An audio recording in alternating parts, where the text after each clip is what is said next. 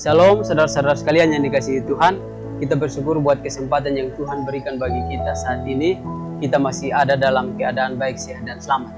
Saat ini kita akan merenungkan firman Tuhan. Sebelumnya mari kita menghadap Tuhan di dalam doa. Kita berdoa.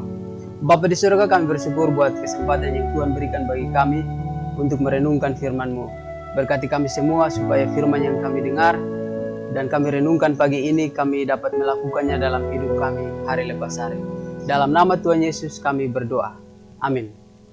Firman Tuhan pada kesempatan pagi hari ini terpilih dari kitab Injil Matius pasalnya yang ke-5 ayatnya yang ke-4. Ya, berbunyi demikian. Berbahagialah orang yang berduka cita karena mereka akan dihibur. Saudara-saudara sekalian yang diberkati Tuhan, kata berbahagia dalam ayat ini menggunakan kata makarios yang berarti yang berbahagia atau yang penuh bahagia atau yang diberkati.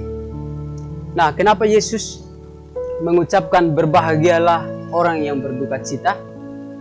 Ya, duka cita adalah suasana hati yang dirasakan oleh seseorang ketika merasakan kehilangan, ketika mengalami kegagalan dan lain sebagainya.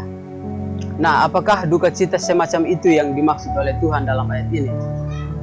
Ya, kata duka cita dalam bahasa Yunani adalah penteo. Ya, penteo artinya berduka cita atau berkabung atau meratap. Ya. Kata duka cita dalam Matius pasal 5 ayat 4 ini paralel dengan Yesaya pasal 61 ayatnya yang kedua.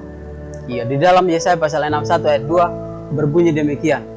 Untuk memberitakan tahun rahmat Tuhan dan hari pembalasan Allah kita, untuk menghibur semua orang yang berkabung. Nah, konteks pada masa itu atau pada zaman Yesaya adalah bahwa bangsa Israel dalam perbudakan oleh Raja Nebukadnezar di Babel. Ya, karena ketidaktaatan mereka sehingga mereka diperbudak. Nah, dalam perbudakan itu mereka menderita. Ya, penderitaan itu tentunya dikarenakan dosa mereka sendiri. Nah, kesedihan yang mereka alami itulah yang dimaksudkan dalam ayat ini ya, bahwa Yesaya melukiskan bahwa mereka berkabung atau berduka cita atas perbudakan akibat ketidaktaatan mereka. Ya, oleh karena itu dalam pasal 61 ayat 2 adalah kabar sukacita bagi mereka yang sedang berkabung. Ya, bahwa keselamatan yang berasal daripada Tuhan akan segera terjadi dan mereka yang berduka segera dihibur. Jadi berdasarkan nats ini kita dapat mempelajari bahwa yang dimaksud dengan duka cita di sini adalah duka cita karena dosa yang sudah kita lakukan atau duka cita karena kejahatan yang kita lakukan. Iya. Nah, orang yang berduka cita karena menyesali perbuatannya yang keji dan yang hina di hadapan Tuhan dan yang mengharapkan belas kasihan Tuhan, itulah yang disebut berbahagia. Ya, itulah maksud daripada orang yang berduka cita di sini. Ya, yang kedua, bahwa berduka cita atau kata duka cita dalam ayat ini berarti bahwa kita turut merasakan apa yang Tuhan rasakan. Ya, pada waktu Tuhan dalam perjalanan ke Yerusalem, ketika Tuhan sudah dekat dengan Yerusalem, ia melihat kota itu dan menangisi kota itu.